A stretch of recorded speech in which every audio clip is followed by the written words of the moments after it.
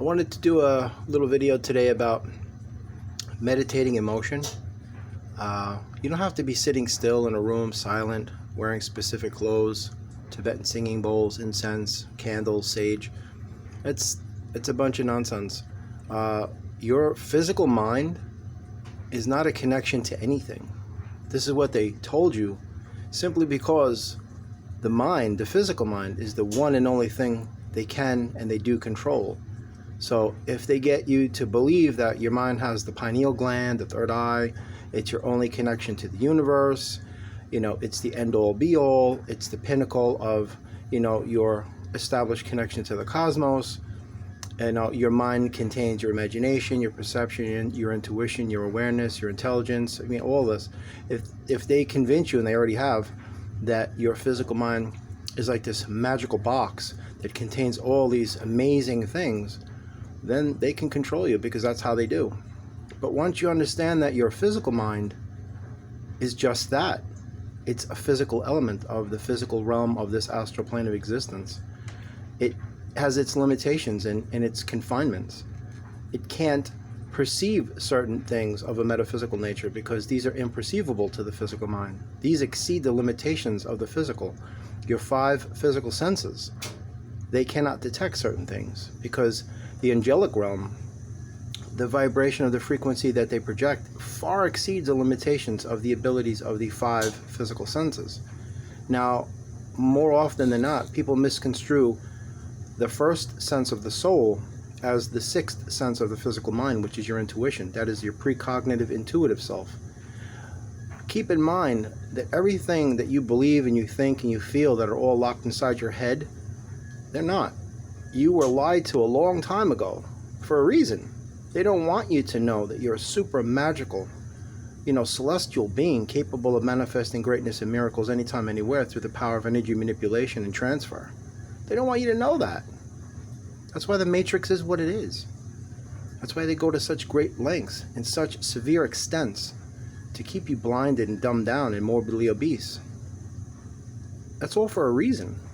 They keep you distracted constantly because they don't want you to focus that creative energy on something substantial, something amazing, something miraculous, because then you become a threat. Meditation nullifies the frenetic energy of their malevolence, because when you begin to meditate, everything around you falls away. Then you begin to focus and concentrate. You become centered, grounded, aligned, balanced. You find your equilibrium, your harmony, your sense of oneness, your sense of connection that has always been within you. Religion has this amazing ability to make people believe that God lives way up high, far away in the sky, far away from you, which creates a sense of disconnection. And the only way to establish that connection is through the church, through religion. And what does it cost to establish that connection? Cha-ching, big time. That's why the Vatican has hundreds of quintillions of dollars. And that's 18 zeros, brothers and sisters. 18 zeros. That's a whole lot of moolah. And they ain't sharing it with the homeless. So what is that got to tell you about religion? Religion is the nucleus of the Matrix. Absolutely. Western medicine, science, these are all hubs of the Matrix. Telecommunications industry, the military-industrial complex, pharmaceutical industry, these are all hubs of the Matrix, but the, satellites of the Matrix, but the hub is religion. But anyway, religion long time ago built a bridge between humanity and God, and of course, upon that bridge, you're going to find many, many toll booths along the way, and very expensive tolls as well. Your connection to the divine was never established through the physical. Your connection to God is not contingent or reliant upon any external or intermediary source. Your connection to God was established from the inception of your soul. As we are neither above God nor below God, we are of God. We are each a single drop of soul from an endless sea of source, that source being oneness, divine consciousness, divinity within us, not above us, not below us, but of us.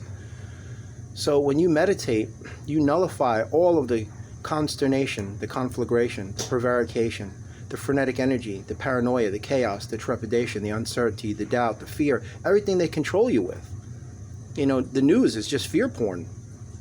For God's sake, I remember when I was a kid, And we wouldn't even watch the news, but we would hear, oh, tomorrow it's going to snow. We would get excited, go outside, play, and that would be it. Now, they use even the weather to keep you afraid. You know, it's going to snow tomorrow. Everybody's like, oh my God, the world's going to end. We're going to die. Everybody goes to the supermarket, gets water, batteries, Pop-Tarts, and bananas, and freaks out and loses their mind. It's ridiculous. They control you with fear and lies, deception. These are egregious, duplicitous, deceitful, and deceptive individuals. Never make a mistake in believing otherwise that they're not, because they most certainly are. Everything that they do serves a purpose, and it is of a nefarious nature. There's nothing that they're doing that's for your betterment or your good. Nothing that they're doing that is an asset or a benefit to you. It's always of a detrimental nature and a liability to your metaphysical powers, because they want to harness your metaphysical powers by allowing you to only know what they're going to tell you is the truth. So they keep you blinded to who and what you really are, which is an esoteric supernatural alchemist. And then they use that power not only to use it as a life force to fuel their matrix, but they use it against you, because the darkness will always give you everything you need in order for you to destroy yourself. So your sense of self-worth and self-identity, that was implanted in you through unconscious social programming, social engineering mechanisms, and devices. That's why long ago, your identity as a metaphysical being was erased and was replaced with an identification number. You are just another nameless, faceless number, aimlessly drifting in their matrix, and that's what they want. Ever notice all of the individuals in history who were assassinated? Number one, Jesus Christ. He did not die for your sins. That's a bunch of nonsense. He wasn't born in the pages of the Bible. He wasn't born to a virgin mother. Jesus Christ is older than the earth. He is an intermediary through which all celestial energies pass from source to the earth, because we cannot behold God in God's truest form. It's just too much overwhelming power. So when Source created love, Christ was born. That is Christ consciousness. I shouldn't even say born, just became. Because everything that we say here on this planet, these are earth words. There's no relevance to what we call a universe. None whatsoever. But Christ is an intermediary through which the power of God is filtered, processed, and essentially dialed down and converted so we can have it in a palatable form. Because we can't behold God. Not even Jesus knows what's on the mind of God, so how can we? When I say God, I'm speaking genesis of destiny. You know, consciousness, the divine, the cosmos, the universe, whatever name you want to use, because these are our names. They're not relevant to what we think things are. The one thing that I love about science is it stumbles upon something that it had nothing whatsoever to do with the creation of, but it names it and it defines it, the process, the system, the order. It does this, it does that. I mean, how pretentious is that? Man didn't create anything in the universe.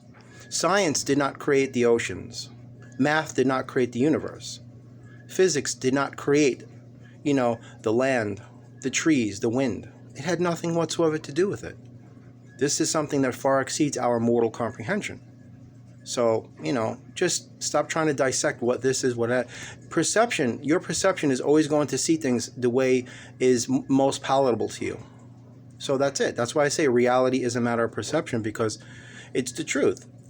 You can have somebody paint a picture of a boat in a marina and have 10 people standing around that painting, and you're going to get 10 individual, distinct, separate meanings of what that painting is offering them emotionally. And that's what blows my mind. What I really love is people's perceptions of life, because they differ so greatly than everyone else's. And that's what we should celebrate, diversity, not destroy each other over it. Diversity exists for two reasons. First off, it makes this world a beautiful place. Everybody looked the same. If this was a homogeneous dystopia, you wouldn't want to be here. And the second reason that diversity exists is for the revelation of the nature of our soul, because the earth is referred to by the celestials as Revelation Earth. This is an assessment platform. We're all being watched. See, when you feel that you are in your undisturbed natural environment, all of your inhibitions will be washed away. You will be yourself, because you don't have anything to be afraid of, because there's no ramifications and consequences. It's like a scientist. goes into the woods or the jungles of, like, let's say South America, to study a specific species of bird. So this individual's got to climb up on top of the tallest tree and perch themselves there for 3 weeks, just waiting to get that one shot for like 2 seconds, because they don't want to disturb the animal, because then it's not going to act normal.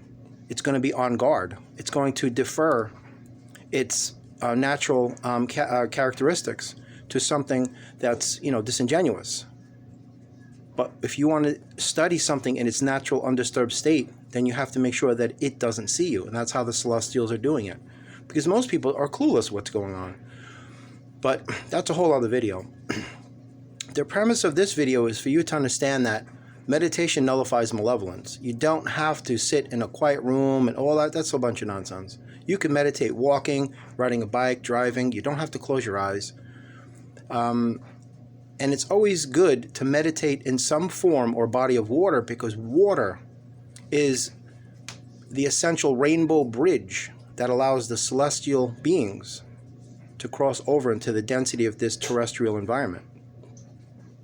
Water is comprised of polar molecules, which is essentially all life on planet Earth. The reason the Earth is mainly comprised of water is because water is the single unifying element that binds both the spiritual realm and the material world together as one single cohesive element where consciousness is merged with matter. This is the divine relationship known as alchemy. Antimatter, matter, metaphysical, the physical. Actually, everything is just one. It's all coming from source. We just give them these names and these descriptions, but just know how much power you hold when you meditate and you focus and you concentrate. And you really begin to understand the magnitude and the intensity and the complexity of the power that you hold as your life force, the elements of your creative energies. They're astounding. Once you can break free from the matrix, then you're free from a lot of things. So God bless each and every one of you. You are always loved. You're never alone. And just remember that you are capable of manifesting greatness and miracles anytime, anywhere, because you alone have the power to create what you have imagined your life to be. That's it. And please don't misconstrue anything I say as the gospel, the doctrine, or the single universal truth, because it's not.